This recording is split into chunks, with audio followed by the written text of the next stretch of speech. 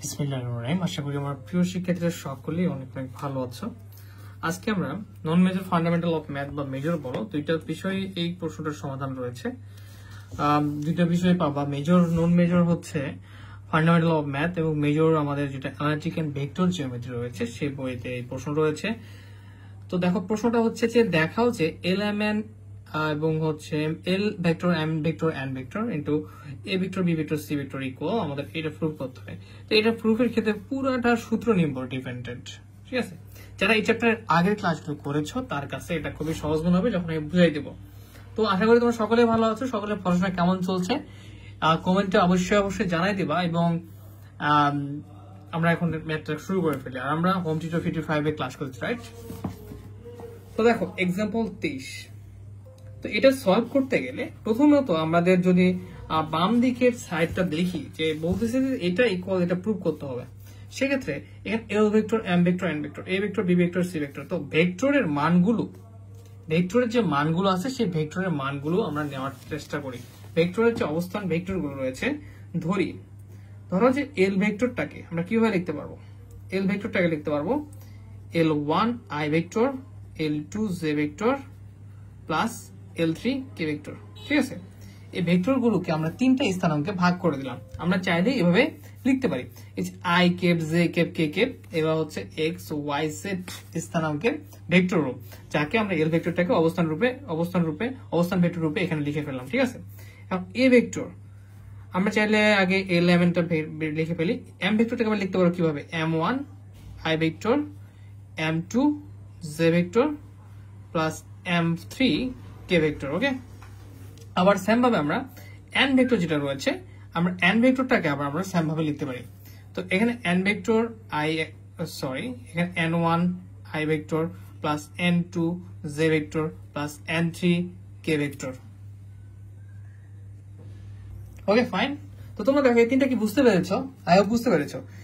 এই এল ভেক্টর মানে বোঝাচ্ছে যে এই ভেক্টরটা শুধু এল ভেক্টরের উপর ডিপেন্ডেন্ট, কিন্তু এখানে তিনটা স্থানাঙ্কের উপর ডিপেন্ডেন্ট আই জে কে।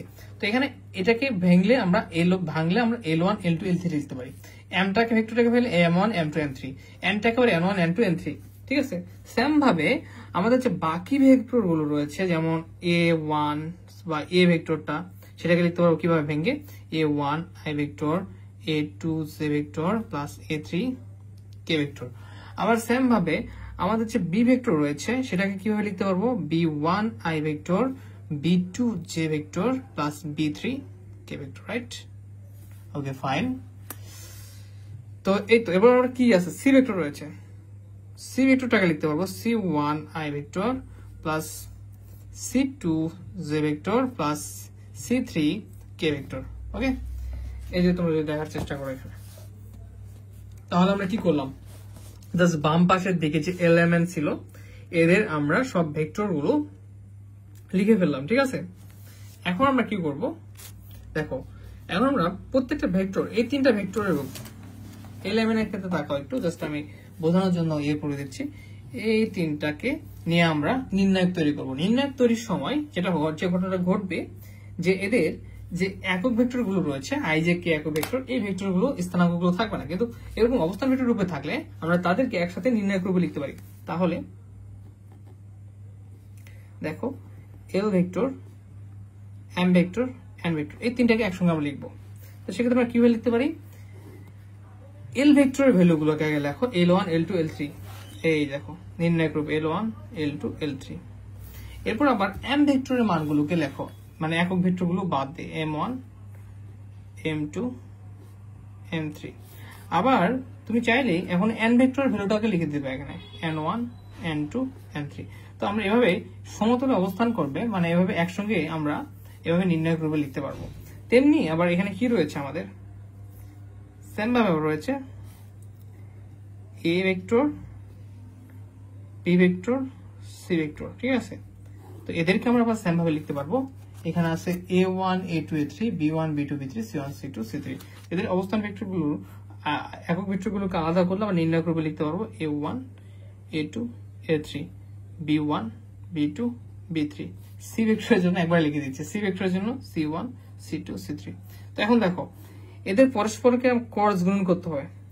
এই যে এখানে যে ব্যাপারটা রয়েছে এরা পরস্পর, এটাকে আমরা বলতে পারি যে ক্রস গুণনে রয়েছে, ঠিক আছে। এদের ক্রস গুণন করলেই আমাদের যে কাঙ্ক্ষিত ফলাফল সেটা চলে আসবে।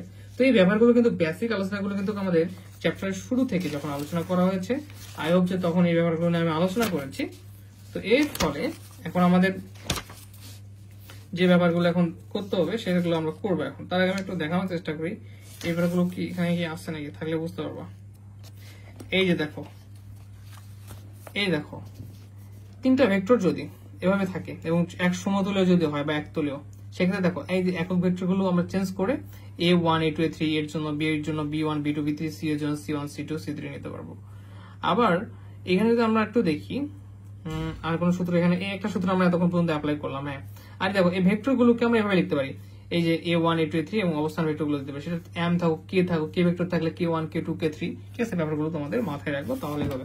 অনেক সময় এগুলো এলিমেন্ট এর জায়গায় অন্য কিছু দিতে পারে, অন্য কিছু দিতে পারে, এক্স ওয়াই জেডও দিতে পারে, ঠিক আছে। তো নিয়মটা আমি মনে রাখবো। এরপর আমরা কি করবো, এই দুটা ভেক্টর রয়েছে, দুটা ভেক্টর পরস্পর আমরা ক্রস গুণ করে ফেলবো, তাহলে আমাদের কাঙ্ক্ষিত অ্যান্সার আমরা পেয়ে যাবো ইনশাআল্লাহ। Okay fine.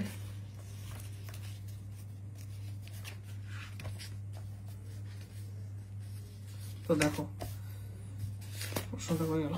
আচ্ছা দেখো পরবর্তী পেজে যাই। তো এখন এখানে আমরা কোন দুইটা, একটা হচ্ছে l vector, m vector, n vector. এখানে রয়েছে আরেকটা কি আমাদের সমতলে রয়েছে এ ভেক্টর বা একতলীয় a vector, B vector, C vector.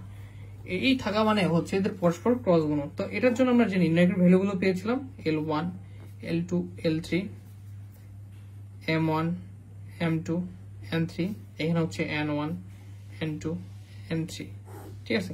Cross এটার জন্য আমরা কি লিখতে পারবো যে A1 A2 A3 B1 B2, এই যে আগের ভ্যালুগুলো বের করেছে সেগুলো শুধু বসাই দাও, C1 C2 C3, ঠিক আছে ফাইন।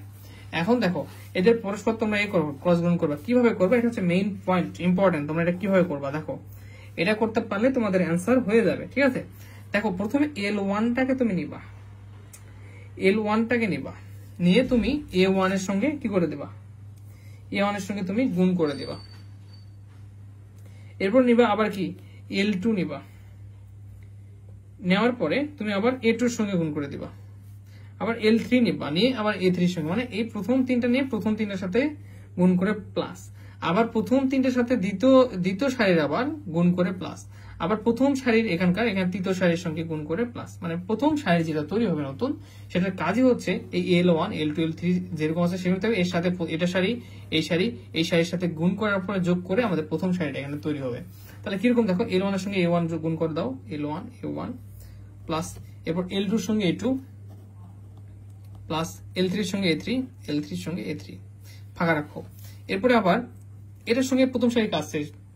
এখন এইখানে প্রথম সারিতে এটার সাথে আবার দ্বিতীয় সারির কাজ, যেমন L1 এর সঙ্গে B1, L1 B1 প্লাস হচ্ছে L2 B2 প্লাস হচ্ছে L3 B3।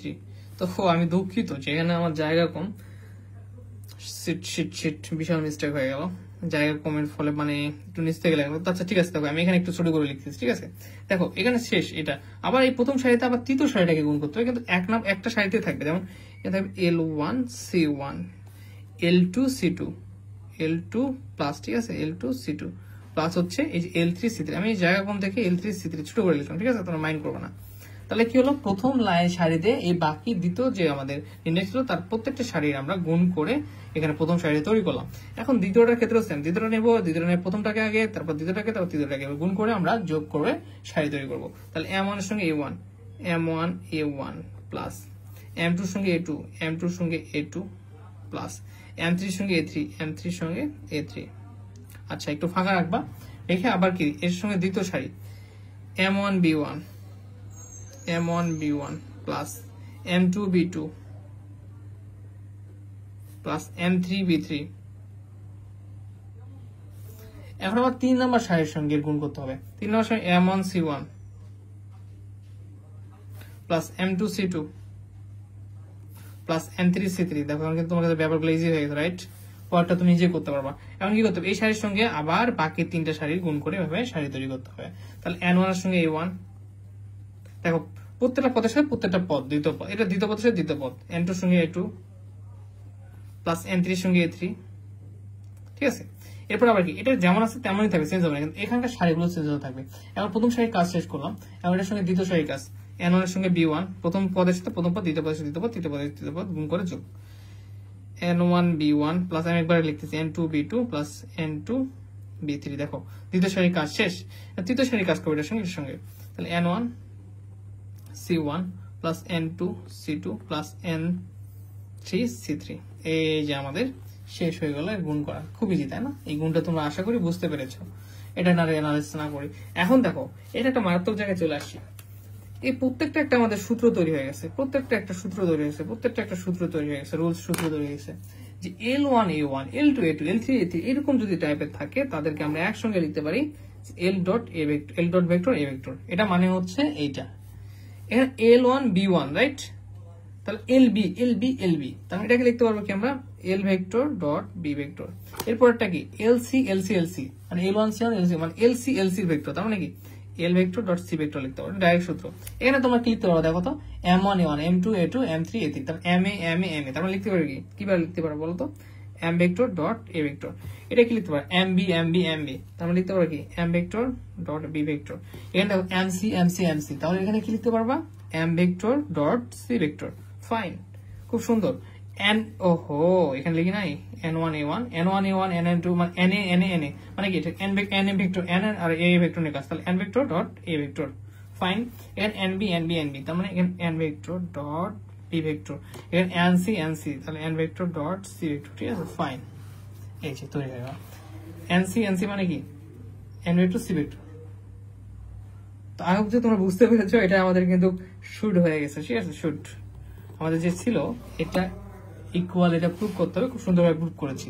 তো তোমরা কমেন্ট করবে ক্লাসটা বুঝতে পারছো কিনা, কারণ ক্লাসটা করার থেকে বোঝাটা বেশি জরুরি। আই হোপ তোমরা 2-1 যদি দেখো তাহলে পারবা। ওকে, নেক্সট ক্লাসে আমরা আরো কিছু এক্সাম্পল সলভ করবো। সে পর্যন্ত সকলে ভালো থাকুন, সুস্থ থাকুন, ধন্যবাদ, আসসালামু আলাইকুম।